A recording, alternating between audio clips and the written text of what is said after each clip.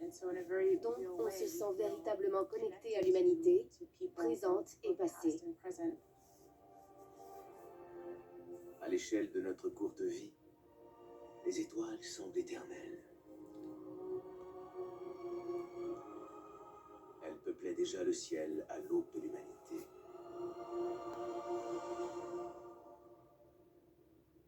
Mais à l'échelle de l'univers, c'est une toute autre histoire. L'ère de la lumière ne durera pas indéfiniment.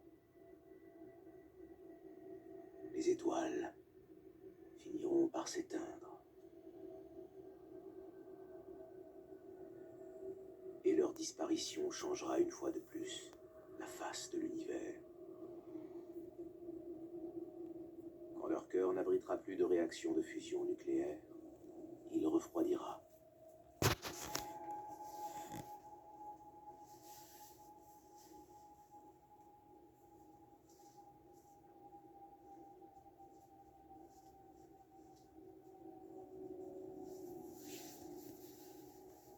Peu à peu, il se solidifiera, emprisonnant les précieux éléments nécessaires à l'apparition de nouvelles étoiles et planètes. L'univers entrera ainsi dans une nouvelle ère. Les spécialistes sont formels. La grande époque des étoiles est déjà révolue. La probabilité qu'une étoile naisse aujourd'hui est bien plus faible qu'il y a quelques milliards d'années. Tout comme il y a eu une toute première étoile dans l'univers, un jour, l'ère des étoiles arrivera à son terme. Aussi inimaginable que cela puisse paraître, l'univers continuera à exister sans aucune étoile.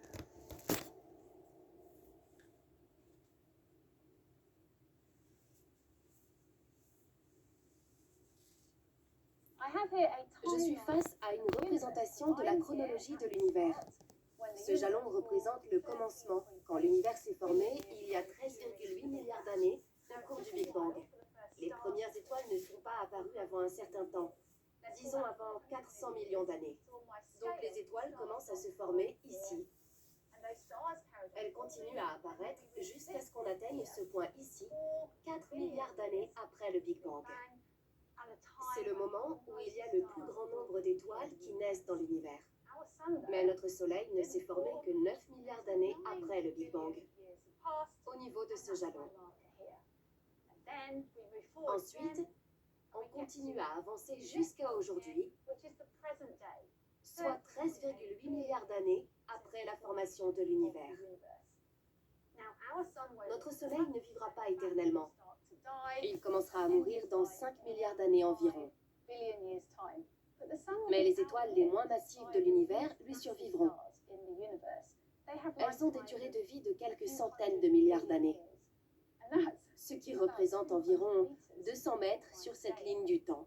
Mais même la disparition de ces étoiles ne marquera pas la fin de l'univers. L'univers pourrait exister éternellement, et cette ligne se prolonger à perte de vue. Ça signifie que l'ère des étoiles et de la lumière, que j'ai représentée chronologiquement ici, n'est qu'un court instant à l'échelle de l'univers. C'est l'ère de l'obscurité qui se prolongera à l'infini.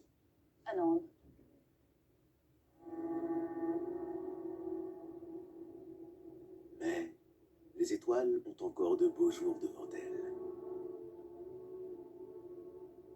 Elles continueront d'éclairer le cosmos pendant plusieurs centaines, voire des milliers de milliards d'années. Mais petit à petit, l'univers s'assombrira et se videra.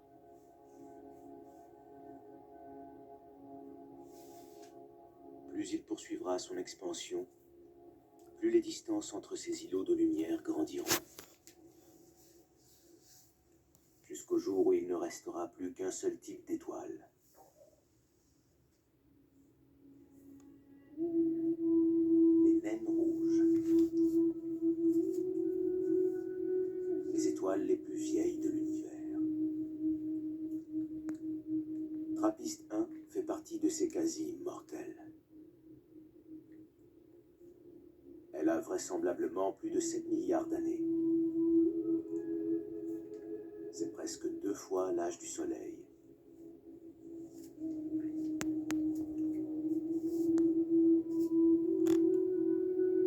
Mais en taille et en luminosité, elle ne peut pas rivaliser avec lui.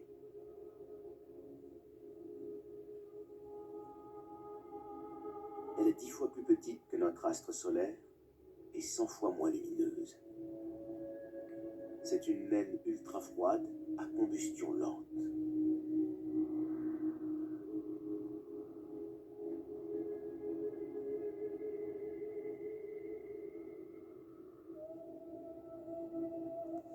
Et c'est le secret de sa longévité.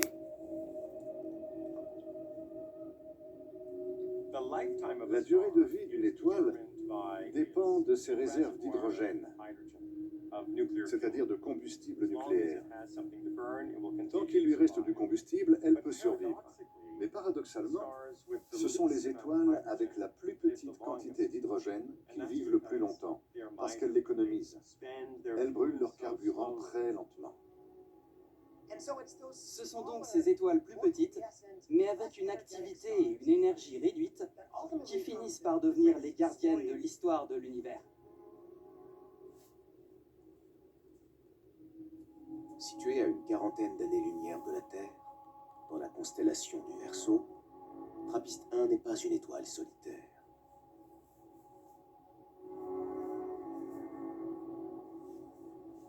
Tout comme notre Soleil,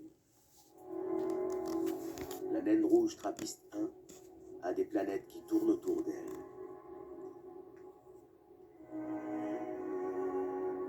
Elles sont au moins 7, d'une taille équivalente ou inférieure à celle de la Terre. Certaines ont peut-être des atmosphères, voire des océans. Mais la ressemblance s'arrête là. Car elles forment des mondes bien étranges.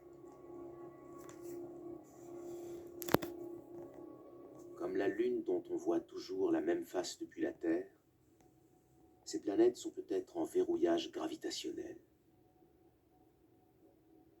Si c'est le cas, elles montrent systématiquement la même face à leur étoile. Cet hémisphère absorbe donc le peu de lumière et de chaleur qui émanent de la naine ultra-froide. Tandis que l'autre, continuellement tournée vers le froid de l'espace, est gelée en permanence. Ces planètes ont partagé une grande partie de l'existence de l'univers. Nées peu de temps après lui, elles vivront quasiment jusqu'à la fin de l'ère stellaire. D'ici là, des galaxies tout entières auront le temps de se former, puis de commencer à disparaître.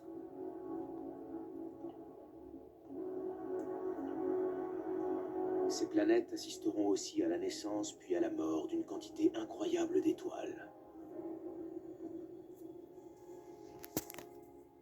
Et elles seront encore là quand, dans 5 milliards d'années environ, une lointaine étoile amorcera son déclin. Notre Soleil aura épuisé toutes ses réserves de carburant.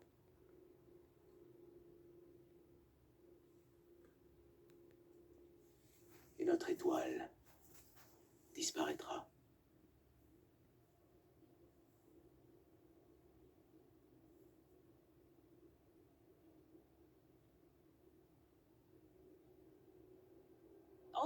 Quand il n'y aura plus de fusion au cœur du Soleil, il commencera à grossir jusqu'à devenir ce que les astronomes appellent une géante rouge.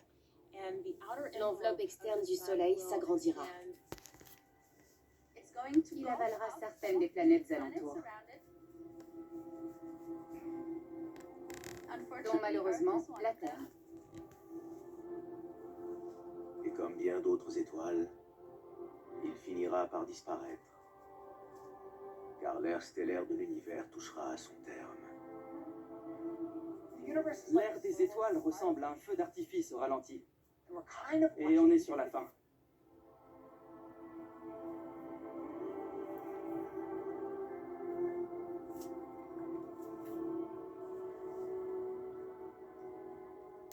Trappist 1 ne sera sûrement pas la toute dernière étoile de l'univers. Mais la toute dernière étoile sera sûrement une naine rouge.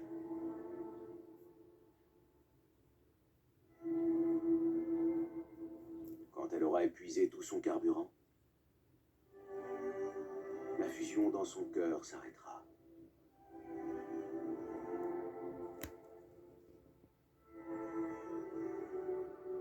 La dernière étoile de l'univers refroidira peu à peu et redeviendra poussière avant de se diluer à nouveau dans l'espace.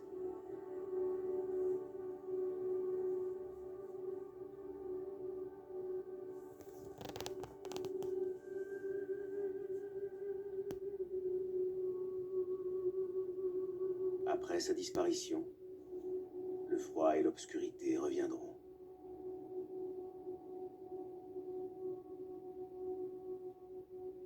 L'univers entamera alors une toute nouvelle ère. Une ère sans lumière et probablement sans vie. Mais pas sans matière.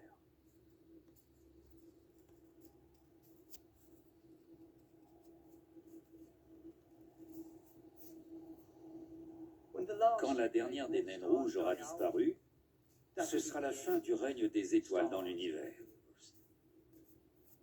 Et elles auront littéralement illuminé son histoire. Si nous avons du mal à imaginer un univers sans lumière, c'est peut-être parce que ce sont les étoiles qui nous ont créés, nous et notre planète. Elles ont façonné l'univers tel que nous le connaissons aujourd'hui.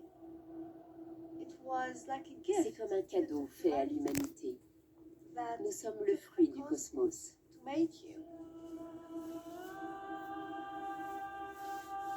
Le fruit d'un cosmos qui sera finalement bien plus défini par l'obscurité que par la lumière.